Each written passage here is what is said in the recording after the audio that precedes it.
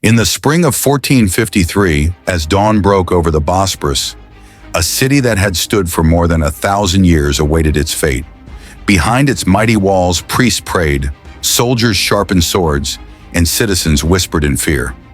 Outside, a sea of banners stretched to the horizon, the red standards of the Ottoman Empire fluttering beneath the crescent moon.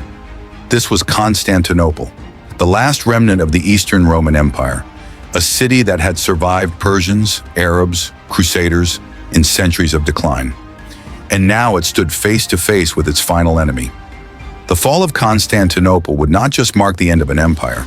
It would close the chapter of the Middle Ages and open a new world, one ruled by gunpowder, empires, and global trade.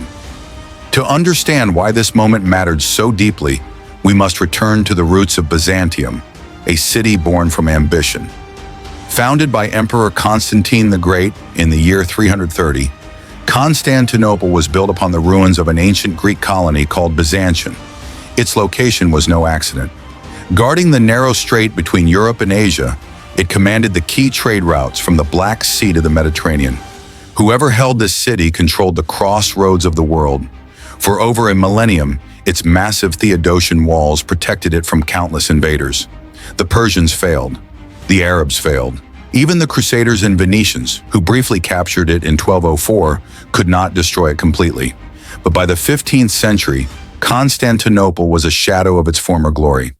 Its empire had shrunk to a few provinces in Greece and the Balkans. Its treasury was nearly empty, and its population, once 500,000, had fallen to less than 50,000. Yet the people believed their walls would save them, as they always had.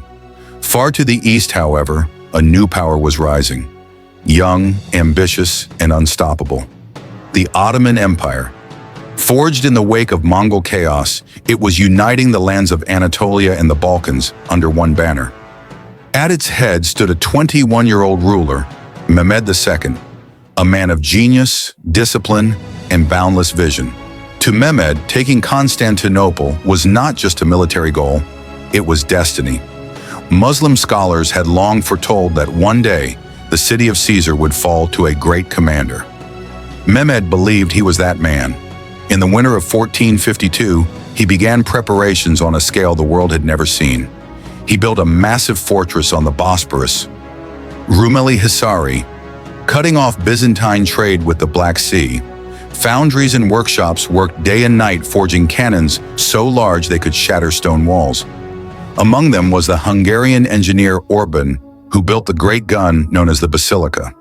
It took 60 oxen to move, and could fire a stone ball weighing over half a ton.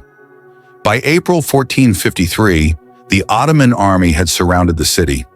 Historians estimate between 80 and 100,000 men, janissaries, sipahis, engineers, and artillery crews, stood before the walls. Inside, Emperor Constantine XI commanded barely 7,000 defenders, including 2,000 Italian mercenaries from Genoa and Venice. Though outnumbered, the emperor refused to surrender. He told his men, "The city entrusted to my care belongs to God, not to me. I will die defending it." The siege began on April 6th. For the first time in history, gunpowder artillery became the decisive weapon in a great siege. The great cannon thundered day after day, hurling stones that shattered towers and ramparts.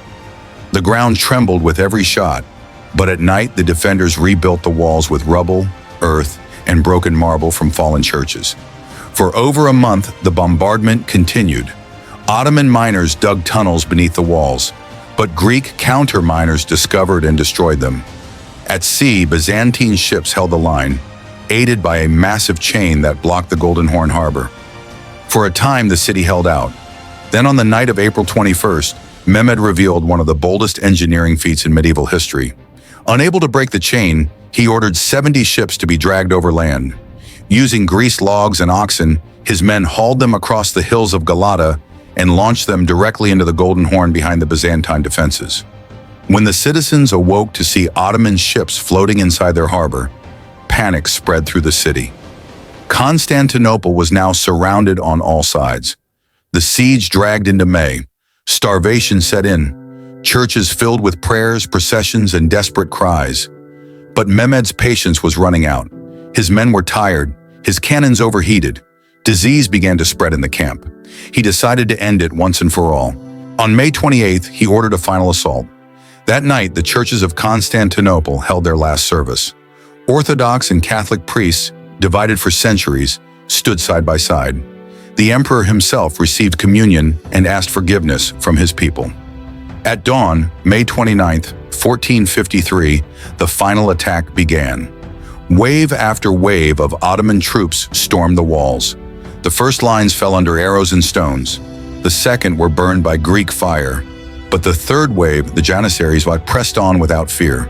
A small postern gate, the Kirka Porta, was left unguarded.